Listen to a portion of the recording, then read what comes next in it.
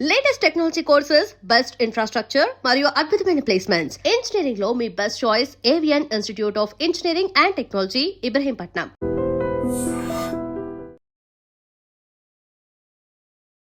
నమస్కారం, welcome to I dream. ధర్మ మార్గం విత్ విజిత కార్యక్రమానికి స్వాగతం.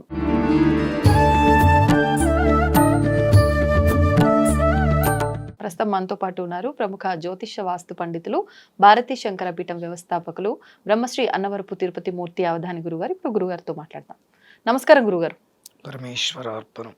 గురుగారు, ఒక్కొక్క లోహంతో తయారైన శివలింగంకి అభిషేకం చేస్తే ఒక్కొక్క రకమైన ఫలితం ఉంటుంది అని చెప్పి అంటూ ఉంటారు.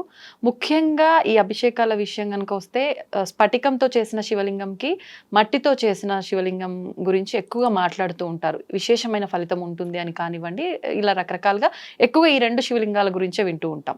అసలు ఎందుకని ముఖ్యంగా అంటే ఒక్కొక్క దానికి ఒకటి అయినప్పటికీ ఈ రెండిటికి ఎందుకు అంత ప్రాధాన్యత ఇవ్వటం జరిగింది? మూలం ఏంటో వివరించండి.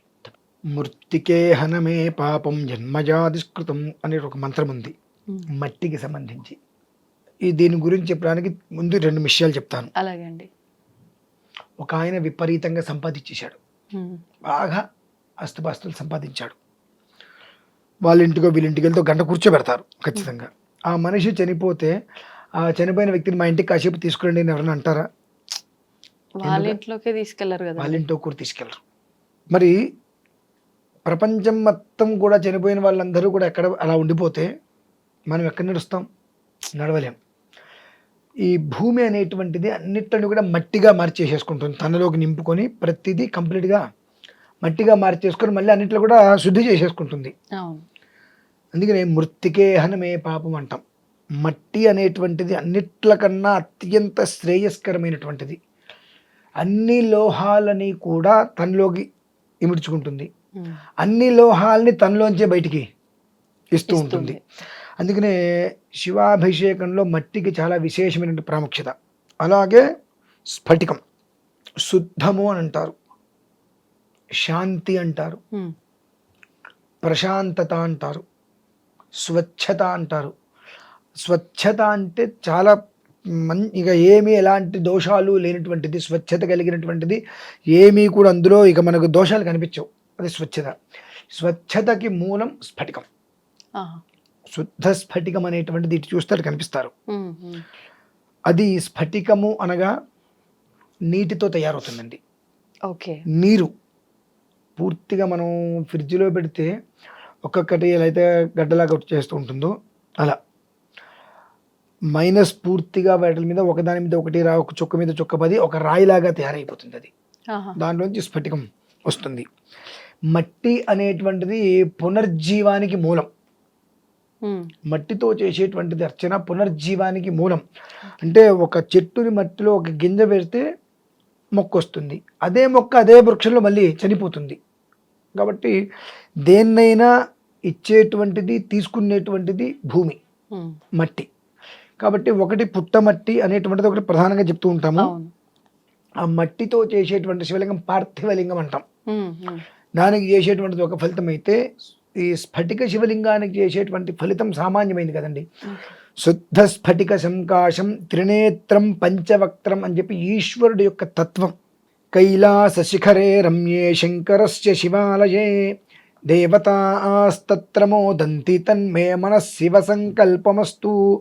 నీ మనస్సులో ఏదైతే కనుక సంకల్పం మనస్ఫూర్తిగా ఇది నా సంకల్పం అనేటువంటిది చెప్పుకొని ఉన్నావో అది పూర్తిగా కూడా నెరవేర్చేటువంటి వాడు శివుడు ఒక్కడే.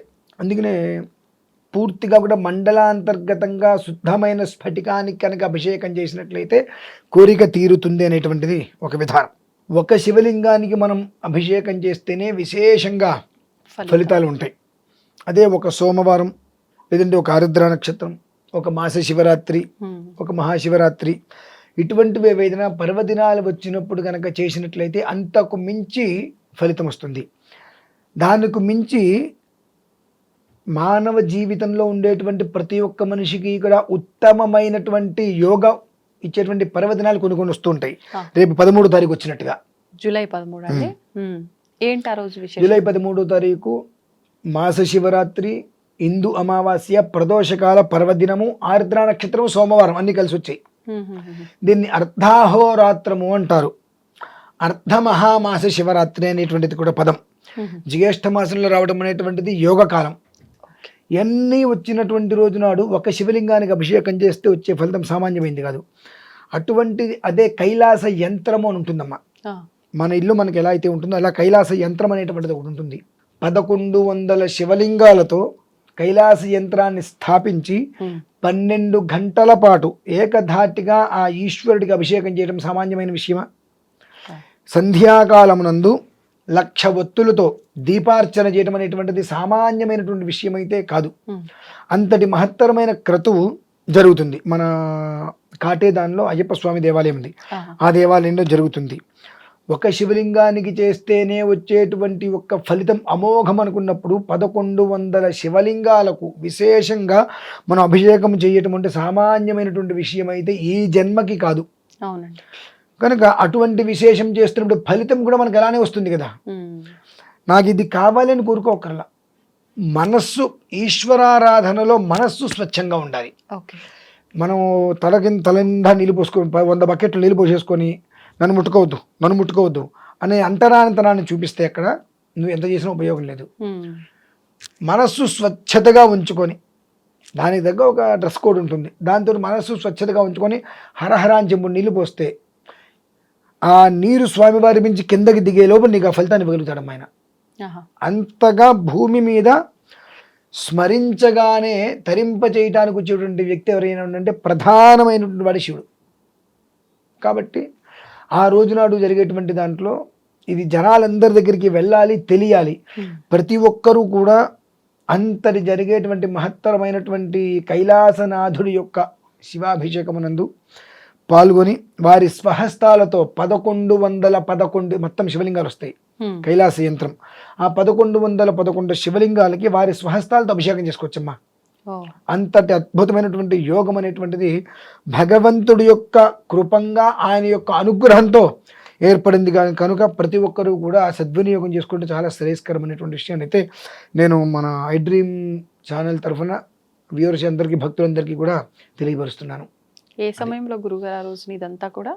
13వ తారీఖు మధ్యాహ్నం 12 గంటలకి మొదలవుతుందమ్మా. అర్ధరాత్రి 12 గంటల వరకు 12 గంటలు ఏకధాటిగా అభిషేకం నడుస్తుంది. ఎంతమంది అయితే వస్తారో అంతమంది చేత ఆ శివలింగాలకి అభిషేకం చేయించడం జరుగుతుందమ్మా. అదే విషయం. ధన్యవాదాలు గురుగారు. పరమేశ్వర. And for more videos, please subscribe to iDream channel. Subscribe to iDream Media. Please subscribe to iDream. Please subscribe to iDream. Please subscribe iDream. And please subscribe to iDream. For more videos, subscribe to iDream. please like, share and subscribe to the channel. Congratulations, iDream. Subscribe to iDream. Subscribe to iDream. So subscribe to iDream Media. iDream team andarki huge congratulations. Please subscribe iDream Media. Please subscribe to iDream. Subscribe iDream. Please subscribe to iDream. iDream అంటే నా కళల ఛానల్ను subscribe చేసుకున్న నోరు తిరుగుతలేదు, మీరైతే గంట గుర్తు కొట్టండి. For more such videos, please subscribe to iDream. Subscribe to iDream. Please subscribe to iDream. Please subscribe iDream Media. Please do subscribe to iDream. Please subscribe to iDream Media. For best entertainment and information, please subscribe iDream. And don't forget to subscribe to iDream.